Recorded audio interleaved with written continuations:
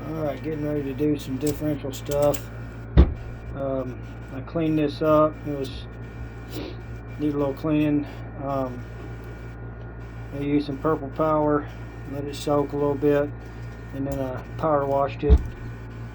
And then after I power washed it, and I don't even know what this unit is. It's a 31 spline and it locks up real good.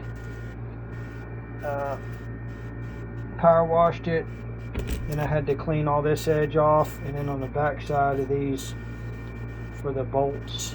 So I would have I cleaned it all up good so the surface rust wouldn't throw off my getting a nice mate here. Anyway, and then soaked it with double D40 so no rust can happen. These are the old bearings. I got new ones. I got this 355 ring and pinion and an install kit, bearings and stuff. Here's the new crush sleeve. I've never done gear install.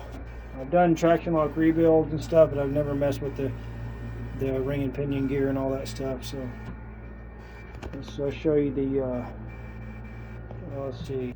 And here's why I'm pulling it out, because look at this old crazy. This was an inline 6 79 coupe, and that's a 7.5.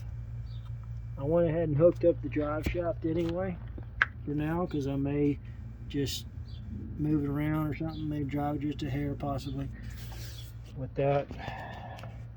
Here's the 8.8. Let's go the 8.8 for the carrier, 31 spline axles, and ring and pinion. That's pretty much it for now.